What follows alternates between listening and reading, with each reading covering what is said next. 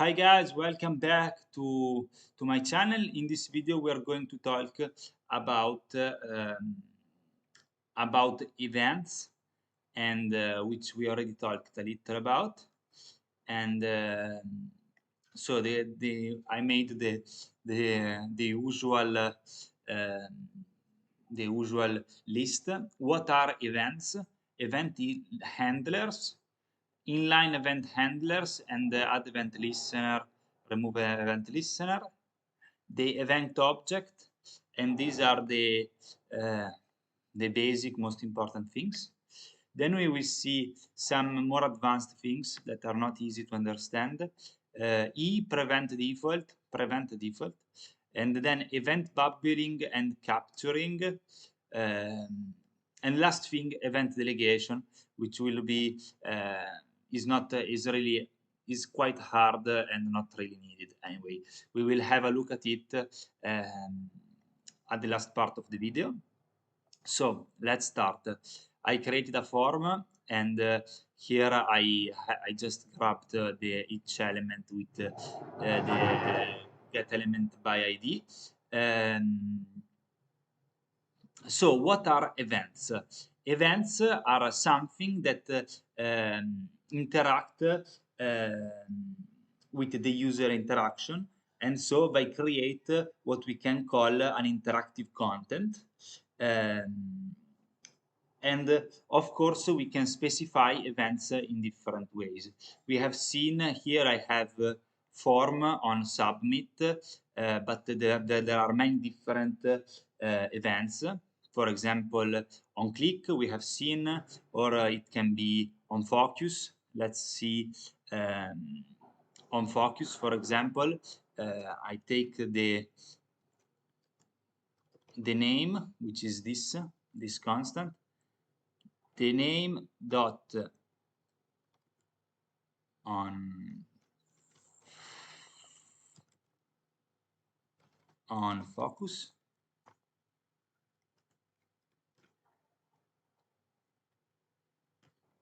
Sorry, it's okay.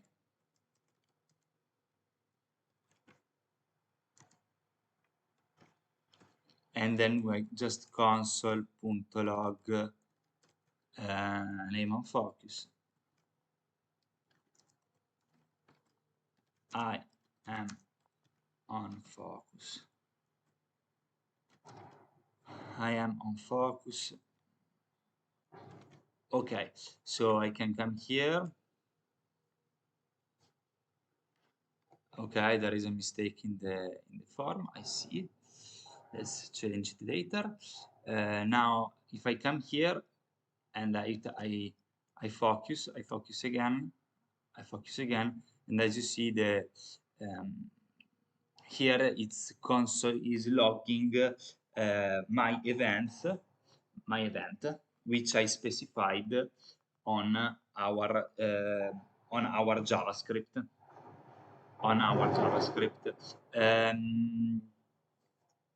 Let me change 1 second the HTML. Okay, I changed the HTML. Another way that you could see this, and I want to write it because maybe, not because it's important, but maybe you will find it as written like this and you will be confused. You could, now we did it in 2 steps, no? But I could, if I didn't get created this constant, other than writing just the constant, I could do like this, no? I take this, now I just sorry, even if I do like this, is perfectly the same, and people does it. So now I just take the element by ID.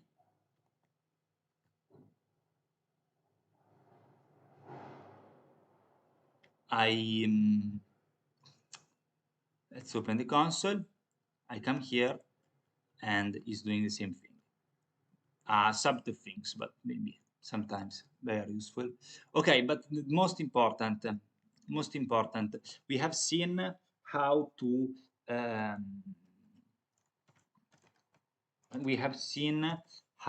use to create an event handler inside our JavaScript, so with JavaScript, but we can do the same. Let's delete this. We can do the same thing inline on our HTML. So we have created this here, but we can create it even here on focus equal to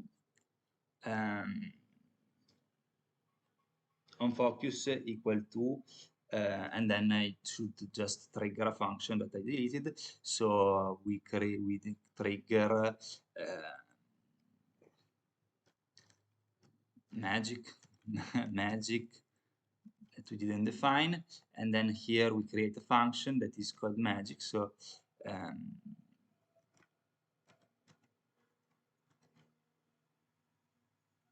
okay, I was making some mistakes here. I need our curly our braces,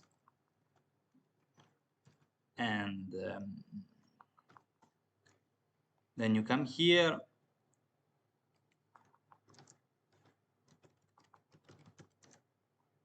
function magic console.log, and it was I am on focus.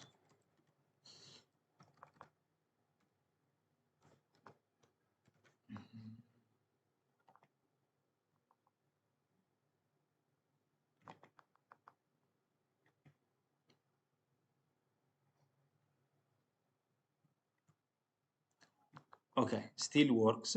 There is a the difference between the two is that HTML, using it on HTML is not is good for readability of the code, because here is really easy to understand what is actually doing and it's easy to implement.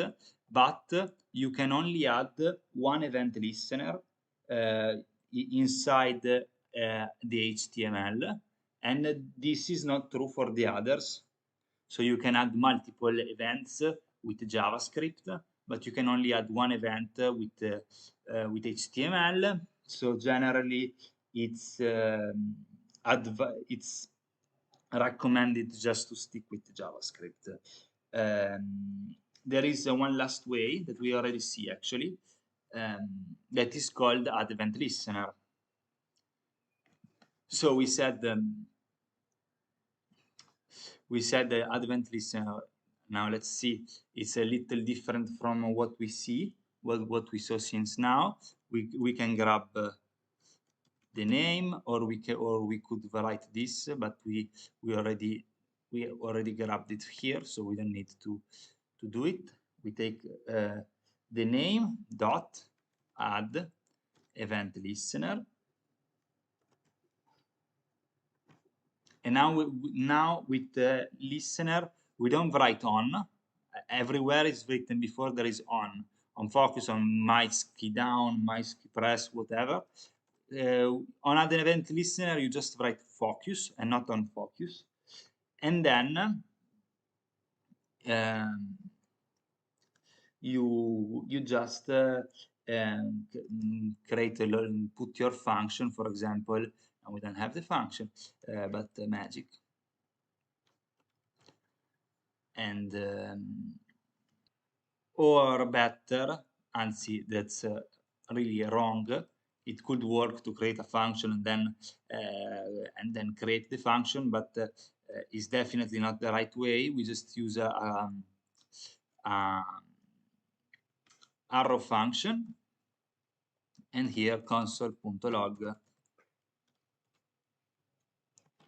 I am on focus.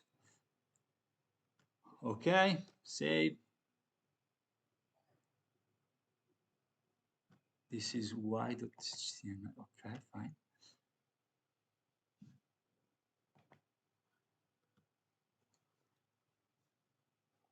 Can come here.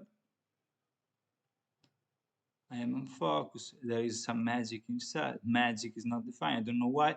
Anyway, as you see, is working correctly. I need just to delete the other function. I don't know where it put it. Anyway, okay. Here, okay. I was doing this. Okay, so let's move on and talk um, about the event object. So every time that an event gets fired, an event variable becomes available, and it has many property that we can check out. Let's see what I'm saying. First, we change this. Let's change this into the maybe the most most used and correct way to define a function for an event listener function, and we call it E. It can be event, it can be anything, but you stick with using A because it's a convention, and then you console log, and this it works exactly as before, but this is not what we want. So now let's console.log E. Okay, now it's here, and as you see here, it comes um, an object that has many properties. I want to show you before we see this what is the book kind of command, which is not console.log, but is console.dir event. Let's do like this, and we come here, and it does the same exact thing, but this is what the masters of JavaScript and the big doctors would say is correct. And this for this element, which is an event element, an an event element, yes, okay, has many properties, is trusted, bubbles, can say bubble, blah blah blah, blah blah blah. We can say timestamp,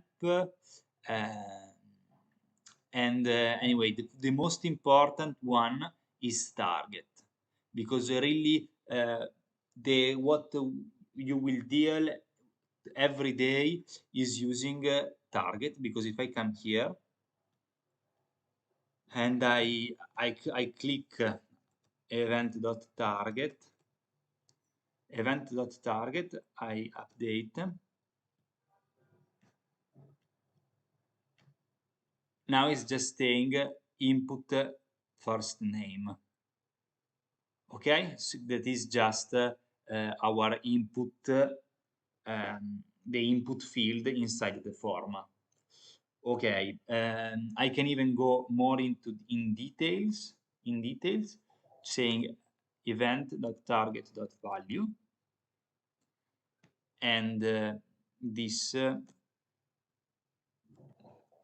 will actually display only the value of our target, which is nothing. But if I come here, I write something, I focus again, it shows the value. And right now you might say this is useless, but you change the use, what are you using it for, and it becomes useful. Maybe not on focus, but on another event handler, the same thing can have sense. Okay, so we have seen the event property, the event object, and now let's move to prevent default. Prevent default. What is it? Let's delete this. Okay, every object, every element, properties, attributes, blah blah blah, has a default behavior. So now let's comment this out.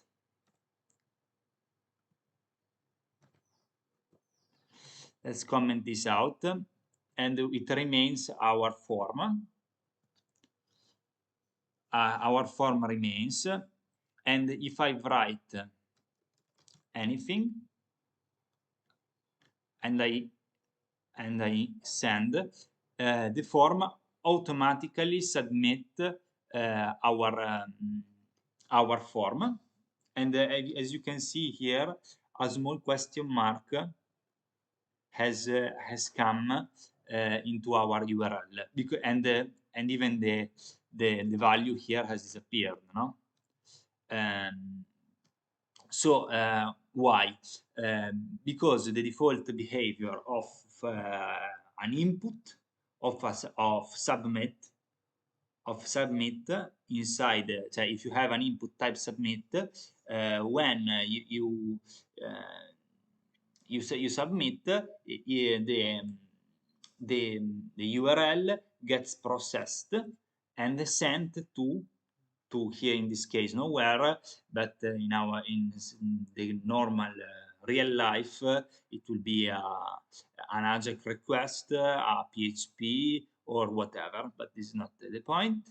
The point is that it gets requested because there is its default behavior, but we want, of course, we don't want that in our that the people could write anything or just send an empty string as its name, so we have to filter and control it, no? So let's see this form, which is document query selector form. So it's selecting form dot on submit function if no nome, which is I hope, no, maybe it's wrong. I have to edit it, sorry. Okay, so I wrote it in Italian and it was not what we wanted. So if first name dot value, and first name is the for inside the inside label, first name dot value is an empty string, and or last name dot value is an empty string, prevent default, so it prevents the default behavior, which is to submit what we want, submit what is inserted, and paragraph.text context, paragraph, I grab it here, is the empty p under our form, first name and last name are required. Let's come here, save, come here. You write only here, first name and last name are required. Same if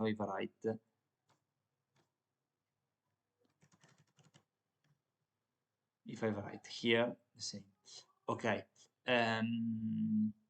What if I comment this out?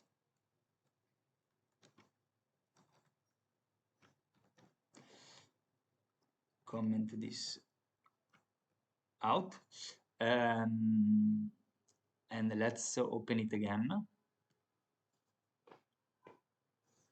Okay, so let's say that I still misspell, and look what it does. It actually displays for a moment the text, but is sending the form because we are not preventing the default behavior. Bon, that's it for this. And now we are going to talk about event bubbling and capture. Since event bubbling and capturing is a very theoretical stuff and quite long, I should have wrote tens of line of code myself to explain it. So I will just I just picked a page from the internet and to show it more faster, because anyway I couldn't add anything more from what here it explains. So let's see this code very quickly. It's giving here it's giving CSS on the page. Then there are three divs: grandparent, parent, and child, and here it's the code of the event listeners. We have grandparent, parent, and child with the name with which it grabbed the elements in the HTML. Then other event listener on grandparent, click console log, same parent, same child, capture false. Now let's see what it does.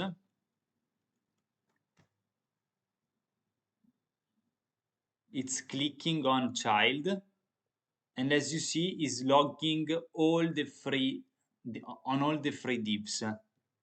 This is the point that unexpectedly the point is that since child lies inside parent div and as well of grandparent, so when the child is clicked, we indirectly clicked on also parent and grandparent.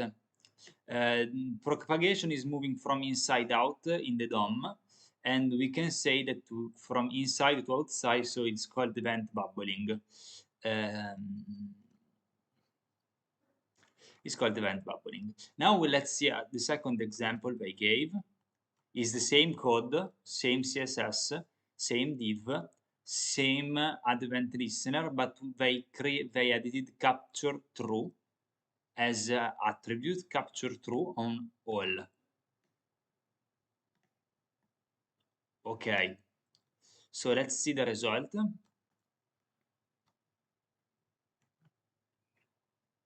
It's click on child, and it first get fired grandparent and parent and then child. So yes, clearly before the ancestors and then the child get executed. This is the process called event capturing. So we have event bubbling where processes goes from inside out, and event capturing are from outside in. Okay, this same code, but we have all together. So capture true, we have the event listener with capture true, and then we have the event listeners with capture false.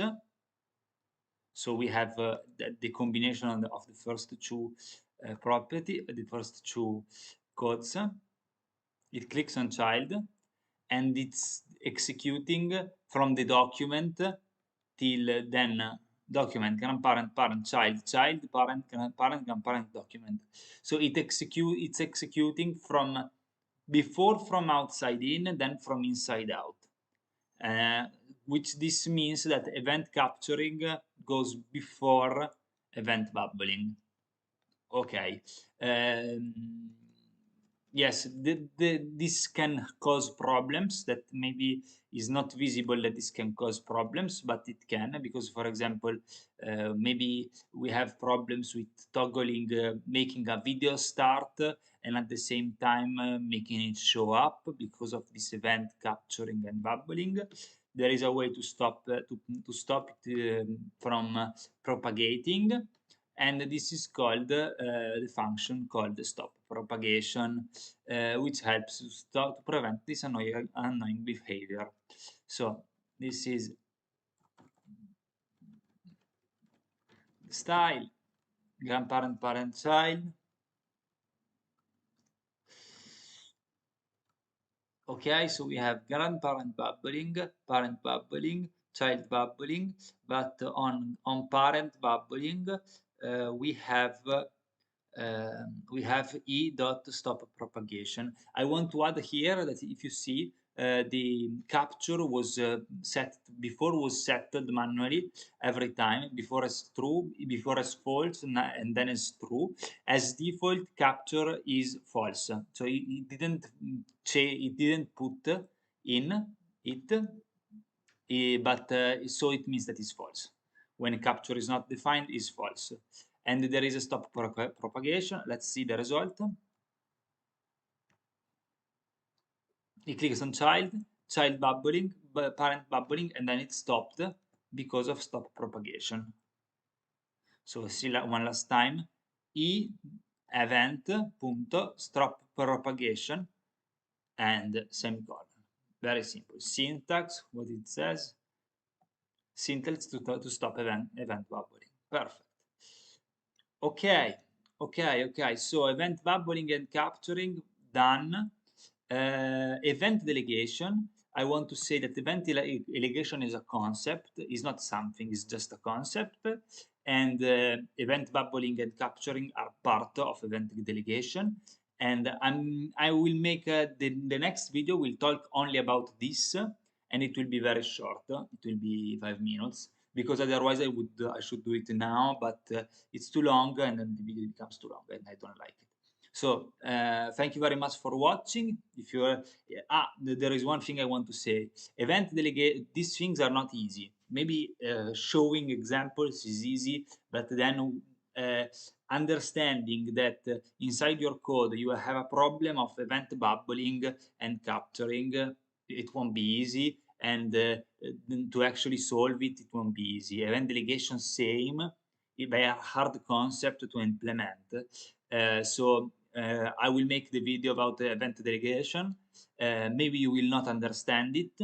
It doesn't matter. Go on.